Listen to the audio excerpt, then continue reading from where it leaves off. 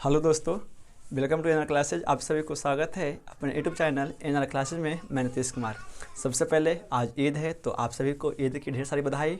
और हमें ये आशा है कि हम सभी एक धर्म होकर के इस ईद पर्व को अच्छे से मनाएंगे और पूरे भारतवासी को एक संदेश देंगे कि हम सब है ना, भले धर्म के नाम पर अलग अलग हैं, लेकिन हम सब जब पर्व और त्यौहार मनाते हैं तो हम सब एक होकर जुट मनाते हैं। तो आप सभी को ईद की है ना एनआर क्लासेस की तरफ से बहुत सारी बधाई। और वीडियो शुरू करने से पहले कुछ बातें बताना है जो जान लीजिए। बहुत सारे बच्चों का कमेंट आ रहा था कि सर आप किस एप्लीकेशन से है ना वीडियो को एडिटिंग करते हैं। तो बात ऐसी है कि हम जो वीडियो को एडिटिंग करते हैं तो देखते होंगे ना कि वीडियो के साइड में लिखा हुआ होता है ना मेड विथ काइन मास्टर। ठीक है, तो हम काइन मास्टर से डाउनलोड वीडियो को बनाते हैं और उसको अपलोड करते हैं। लेकिन हाँ, अब जो वीडियो आपको मिलेगा वो भी वीडियो काइन मास्टर से ही अपलोड एडिटिंग करके डालते हैं। लेकिन अब क्या होगा, जो साइड में लिखा हुआ आता है ना मेड विथ काइन मास्टर, वो अब लिखा नहीं आएगा, है ना। ठीक है, तो आप अपने मोबाइल से कैसे बिना वाटर मार्क वाले काइन मास्टर को अपलोड कर सकते हैं उसका वीडियो बना दिया गया है और उसको लिंक है ना डिस्क्रिप्शन में मिल जाएगा, तो आप जाकर वहाँ से देख सकते हैं। ठीक है, और आप आसानी से काइन मास्टर को अपलोड कर सकते हैं। ठीक है, तो चलिए हम सब वीडियो शुरू करते हैं। हम सब अभी तक के जो मैथ पढ़ रहे थे वो क्लास 10th में 3.5 है ना, जिसमें हमें दो चर वाले रैखिक समीकरण के युग्म के बारे में ही पढ़ना था। उसमें भी है ना दिए गए रैखिक समीकरण के युग्म को वज्र गुणन विधि से हल करना था। ठीक है, चलिए तो हम सब 3.5 में वज्र गुणन विधि से हल कर दिए थे, जिसमें से हमको सवाल नंबर 1 का पूरा बता दिए थे और जिसमें आपको एक करने के लिए बोले थे। तो हमको विश्वास होगा कि आप जो सवाल आपके लिए छोड़ दिए थे वो आप कर चुके होंगे, है ना। वीडियो पे नए हैं तो चैनल को सब्सक्राइब कर देंगे और घंटे को है ना ऑन करके अपने मित्रों को भी शेयर कर देंगे। ठीक है, इस चैनल पे पूरे संपूर्ण मैथ आपको पढ़ाया जा रहा है और अब हमें उम्मीद है कि आप इससे अच्छे तरीक़े से सीख रहे होंगे और वीडियो आपको काफ़ी हद तक आपके लिए हेल्पफुल भी मिल रहा होगा। तो आप अपने मित्रों और है ना आसपास के लोगों को भी जो क्लास 10th के बच्चे हैं जो इस बार एग्ज़ाम देंगे उन्हें शेयर करें। ठीक है, चलिए सब वीडियो शुरू करते हैं। हमसे यहाँ पे सवाल नंबर 2 का एक देखेंगे। 3.5 का ही सवाल नंबर 2 का एक है, कहता है ना कि ए और बी के किन मानों के लिए निम्न रैखिक समीकरण के युग्म के आप परिमित रूप से अनेक हल हैं। ठीक है, यानी यहाँ पर भी आपको ये रैखिक समीकरण ही दिया हुआ है। ठीक है, आपको पूछा है कि ए और बी के किस मान के लिए दिए गए रैखिक समीकरण के युग्म क्या होंगे, परिमित रूप से अनेक हल होंगे। ठीक है, तो है ना मतलब ए और बी का मान लाना है और ए और बी का मान कितना आएगा ताकि ये रैखिक समीकरण के युग्म क्या हो जाए, परिमित रूप से अनेक हल हो जाए। ठीक है, तो देखिए वीडियो को बने रही है ना, वीडियो को अंत तक देखिएगा। यहाँ से सवाल नंबर 2 का 1 और 2 का 2 में जो है वो हर बोर्ड में सवाल नंबर 1 आता है या 2 आता है। ठीक है, या इसी पे आधारित सवाल भी आता है। तो चलिए तो हम सब आएंगे समीकरण 1 से। ठीक है, समीकरण 1 से आएंगे। तो समीकरण 1 आपका कितना है जी, समीकरण 1 है 2x + 3y = 7। ठीक है, देखिए ना जब अनेक हल होते हैं तो आपको मानना होता है ना a1 b1 c1। ठीक है, तो आपका देखिए a1 कितना हो जाएगा, तो a1 हो जाएगा 2, b1 कितना हो जाएगा, तो b1 3 और c1। ऐसे तो रैखिक समीकरण के युग में सभी अंक है ना बराबर के ये पट्टी आना चाहिए, लेकिन देखिए है ना c1 अब क्या मान लीजिए 7 मान लीजिए, कोई दिक्कत नहीं होगा। आप समीकरण 2 से आएंगे तो समीकरण 2 से आइएगा तो समीकरण 2 कितना है 2 से, तो 2 है आपका a - b × x + a + b × y = 3a + b - 2। तो यहाँ पे आपका समीकरण 1 में है ना 1 मानते हैं या 2 मानेंगे, तो a2 कितना हो जाएगा, तो a - b, b2 कितना हो जाएगा, तो a + b, और c2 कितना हो जाएगा जी, तो ये हो जाएगा c2, तो 3a + b - 2। ऐसे आप इसको है ना लाते ये पट्टी तो ये हो जाता माइनस में और ये भी होता माइनस में, और जब सब अनुपात की तुलना करेंगे तो क्या होता माइनस माइनस कट जाता, कोई दिक्कत नहीं है। तो अब ये कह रहा है ना कि देखिए दिए गए समीकरण कैसा है, आप परिमित रूप से अनेक हल है। ठीक है, तो यहाँ पे लिखना पड़ेगा क्या, चूंकि दिए गए रैखिक समीकरण क्या है, अपरिमित रूप से कौन हल है, अनेक हल है। ठीक है, तो अनेक हल है, तो अनेक हल के लिए फॉर्मूला क्या होता है, आप जानते हैं ना, अनेक हल तब होते हैं ना जब a1 / a2 हो जाए बराबर B1 बट्टा B2 हो जाए और बराबर C1 बट्टा C2 हो जाए। ठीक है, तो ये आपका यहाँ से हो जाएगा क्या, ये जो है ना अनेक हल की स्थिति है।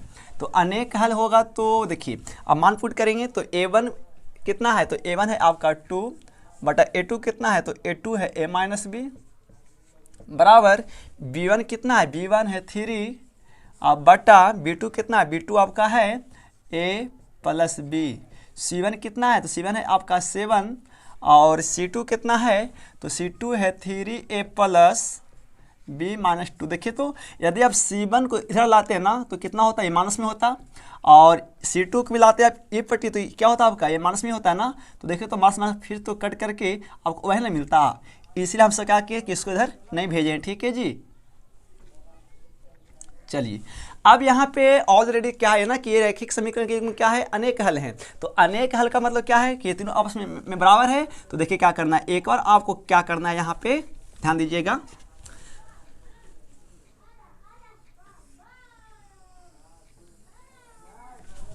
जब अनेक हल है ना तो एक बार क्या आएंगे, एक बार इससे और इससे आएंगे। ठीक है, क्योंकि दोनों आपस में क्या है, बराबर है। तो एक बार इससे आइएगा तो ये देखिए क्या हो जाएगा, 2A माइनस बी बराबर 3 बट्टा A प्लस बी। यहाँ पे क्या होगा, क्रॉस गुना होगा आपका, तो क्या हो जाएगा जी, 2 इंटू A प्लस बी अब बराबर 3 इंटू A माइनस बी। तो करेंगे गुना तो क्या होगा, 2A प्लस 2B बराबर 3A गुना 3A माइनस 3B गुना 3B। अपना अपना जाति में तो कौन जाएगा किधर, तो 2B है इधर और 3B इधर माइनस में तो आएगा, तो हो जाएगा आपका प्लस में बराबर 3A है और 2A है इधर जाएगा, हो जाएगा माइनस में 2A। तो वो क्या हो जाएगा, 2B और 3B कितना भी 5B बराबर 3A में से 2A माइनस तो कितना बचेगा A। तो आप इसे क्या कर लीजिए ना, A बराबर 5B। ठीक है, देखिए आपको यहाँ पे A और B के मान लाने के लिए आपको कोई यहाँ विधि का नाम नहीं लिया गया कि आप इसे क्या करें, बीजगुणन विधि से बनाएं। तो आप इसको किसी भी प्रकार से हल कर सकते हैं। ठीक है जी, इसे क्या मान लीजिए आप, समीकरण है ना 3 मान लीजिए। अच्छा, एक बार आए इसके और इसके साथ, अब क्या करना है कि एक बार इसके और इसके साथ आएंगे। ठीक है, तो पुनः आइए 3 बटा है ना, एक बार अब इसके साथ और इसके साथ आना है। ठीक है जी, तो 3 बटा A प्लस बी बराबर 7 बटा 3A प्लस बी माइनस 2। यहाँ भी क्या होगा आपका, क्रॉस गुना होगा, तो हो जाएगा कितना, 7 इंटू A प्लस बी बराबर 3 into 3A plus B minus 2।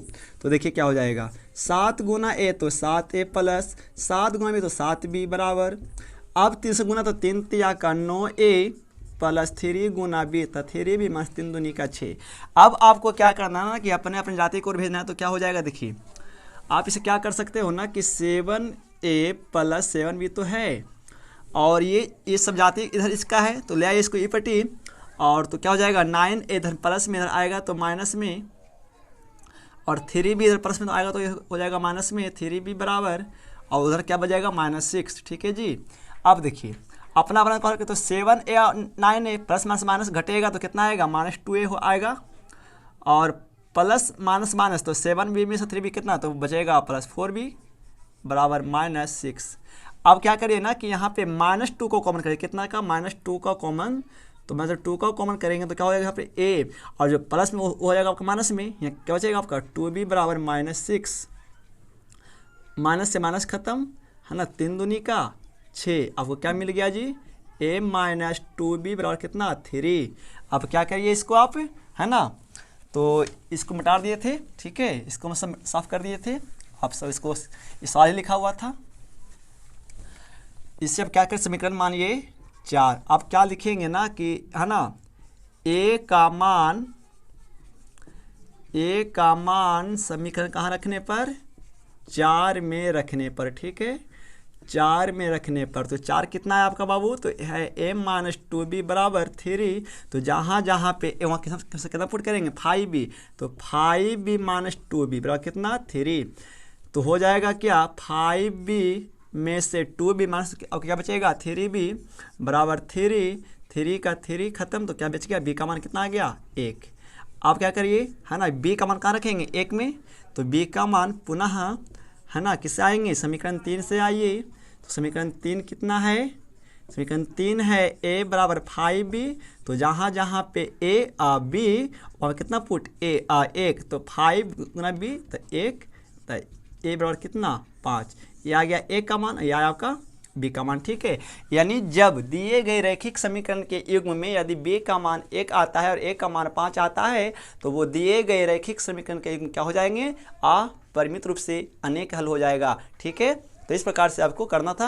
आप वीडियो को एक दो बार देखेंगे तो आपको आराम से हो जाएगा। ठीक है, और यहाँ से सवाल हमेशा बोर्ड में 2 का 1 या 2 का 2 या इसी पे आधारित सवाल हमेशा बोर्ड में अक्सर आते रहते हैं, तो आप इसको ध्यान से देखेंगे। ठीक है, तो चलिए आप इसका स्क्रीनशॉट लीजिए, आगे की ओर बढ़ते हैं। 2 का सवाल नंबर 2। ठीक है, तो सवाल नंबर 2 का 2 भी क्या कहता है ना, देखिए अभी सवाल नंबर 2 का 1 था, 2 का 2 की क्या कहता है कि k के किस मान के लिए निम्नरेखिक समीकरणों के युग्म का कोई हल नहीं है। ठीक है, यानी ये आपको दिए गए रैखिक समीकरण के युग्म में k का वो मान बताना है कि जिस पर क्या हो जाए, ये दिए गए रैखिक समीकरण के युग्म का कोई हल नहीं हो जाए। ठीक है, तो वही प्रक्रिया है जैसे हमने सवाल 1 का 1 देखा, 2 का 1 देखा है, उसी प्रकार से 2 का 2 भी बनेगा। वहाँ पर था कि आप परिमित रूप से अनेक हल होंगे कब, जो a और b का मान आएगा तो कितना होगा। ठीक है, यहाँ पे आपको क्या करना है कि k का मान, हाँ k के किस मान पे दिए गए रैखिक समीकरण के युग्म का कोई हल नहीं होगा। ठीक है, और ये ऑलरेडी क्या है, दिए गए रैखिक समीकरण के युग्म का कोई हल नहीं है, केवल आपको k का मान लाना है। ठीक है जी, तो देखिए क्या हो जाएगा, यहाँ पर भी समीकरण 1 से आएंगे, जब 1 से आइएगा तो एक देखिए हमसे यहाँ इसको मान लेते हैं। ठीक है, तो a1 कितना आपका a1 3, b1 कितना, तो b1 यहाँ बाई तो कितना 1 हो जाएगा, और c1 कितना 1। ठीक है, देखिए हम सब 1 को ना इधर नहीं लाते हैं। ठीक है, क्योंकि देखिए c1 भी इधर है, c2 भी इधर है ना, तो c1 भी हो जाएगा माइनस में, और c2 भी आपका क्या हो जाएगा माइनस में, तो माइनस माइनस खत्म हो जाएगा, इस तरह से छोड़ देते हैं। ठीक है, तो c1 कितना 1 हो जाएगा। समीकरण 2 से आएंगे तो समीकरण 2 कितना है 2 से a2 कितना है जी, तो a2 है 2k माइनस 1, b2 कितना है जी, तो b2 है k माइनस 1, और c2 कितना है 2k प्लस 1। ठीक है, चलिए चूंकि सवाल क्या कह रहा है कि दिए गए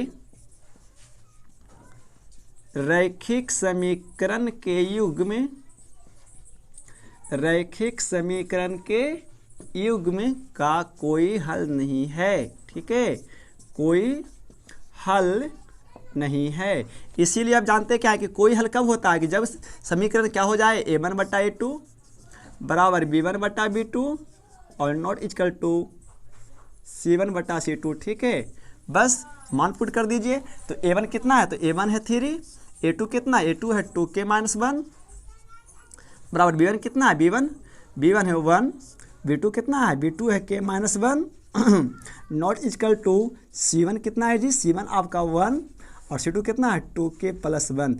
यदि आप देखिए कि यदि इसको c1 को लाते माइनस में तो क्या होता है, ये भी आता माइनस में और ये भी आता माइनस में, माइनस माइनस खत्म होता तो फिर आपको क्या मिल जाता, वही मिल जाता ना। इसीलिए हमसे क्या किया, इसको c1 को माइनस में नहीं लिखें। ठीक है, आप देखिए कोई हल नहीं है तो यानी क्या है, यानी ये वाला पद इसके बराबर तो है लेकिन ये वाला पद इसका बराबर नहीं है, तो कोई हल नहीं में क्या होता है कि केवल जो पद बराबर है ना आपको उसी से चलना पड़ता है। ठीक है, तो यहाँ पर ये और ये आपका बराबर है तो आपको इसे से आना पड़ेगा। ठीक है जी, इसीलिए केवल तो ये और ये बराबर है तो जो बराबर होगा आपको उसी से आना है। ठीक है, तो यहाँ पर क्या आ जाएगा 3 बटा 2k माइनस 1 बराबर 1 बटा k माइनस 1।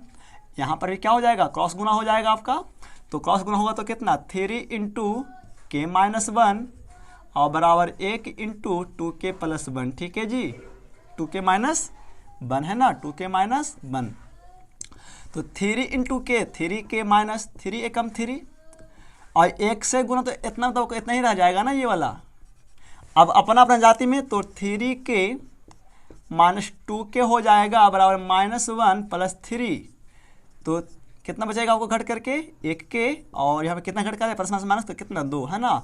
यानी जब k का मान 2 आएगा तो इस दिए गए रैखिक समीकरण के युग्म क्या हो जाएंगे, का कोई हल नहीं हो जाएगा। ठीक है, तो आप इस प्रकार से कर सकते हैं। तो यहाँ सवाल भी आता है। चलिए आप इसका स्क्रीनशॉट लीजिए और वीडियो को पूरा देखेंगे तो समझ में आएगा। तो मिलते हैं, है ना। चलिए ये आपका था 2 का 2। आइए हम सवाल नंबर 3 देखते हैं और आगे की ओर बढ़ते हैं। ठीक है, तो चलिए हम सवाल 3 को देखते हैं। सवाल 3 क्या कहता है, 3 में आपको क्या है ना कि एक रैखिक समीकरण के युग्म दिया हुआ है, ठीक है, और उसे क्या करना है कि प्रतिस्थापन विधि और ब्रजगुणन विधि से बनाना है, और फिर आपको बताना है कि आपको कौन सी विधि अच्छा लगता है, ठीक है। तो ये तो चॉइस क्वेश्चन है ना कि आपको जो विधि से बनाएंगे उसके बाद आपको वो कौन सा विधि अच्छा लग सकता है, ठीक है। तो हम यहाँ पे क्या करेंगे, हम आपको सभी विधि को पढ़ा चुके हैं, ठीक है, और यहाँ पे हम आपको केवल ब्रजगुणन विधि पढ़ाएंगे और प्रतिस्थापन विधि से इसके आप खुद हल कर लेंगे, ठीक है जी।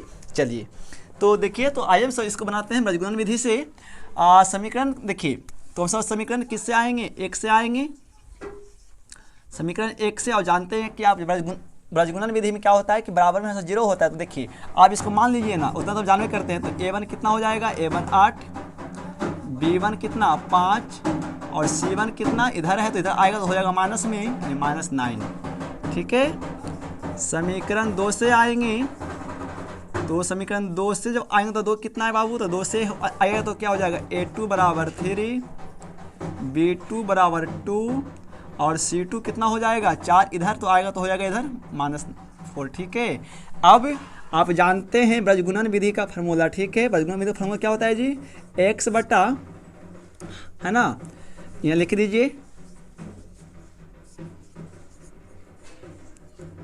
ब्रजगुणन विधि से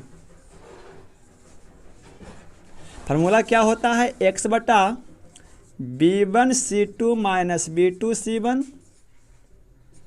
बराबर y बटा क्या होता है, c1 a2 minus c2 a1 बराबर 1 बटा a1 b2 minus a2 b1, ठीक है। ये होता है, बस आपको मान पुट करना है फार्मूला पे। आइए मान पुट करते हैं। तो x के लिए क्या हो जाएगा, b1 c2, तो b1 कितना है आपका, b1 है 5, c2 कितना है आपका, c2 है -4, फार्मूला में होता है माइनस। b2 कितना है, b2 आपका है b2 2 और c1 कितना है आपको, c1 है -9, ठीक है जी, बराबर y बना के आइए।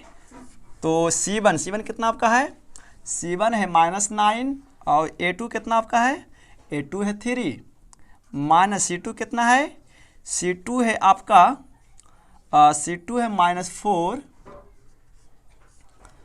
और a1 कितना है आपका 8 बराबर 1 वाले का आइएगा।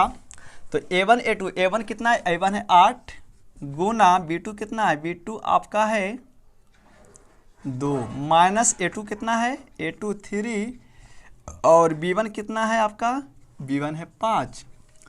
तो क्या हो जाएगा, x 5 गुना 4 तो कितना -20 और माइनस माइनस प्लस तो 9 दूनी का 18 और बाई क्या आएगा, -9 तो 27 प्लस माइनस प्लस है ना, माइनस प्लस 8 चौके 32 बराबर 1 बटा 8 दूनी का 16 माइनस 5 का 15।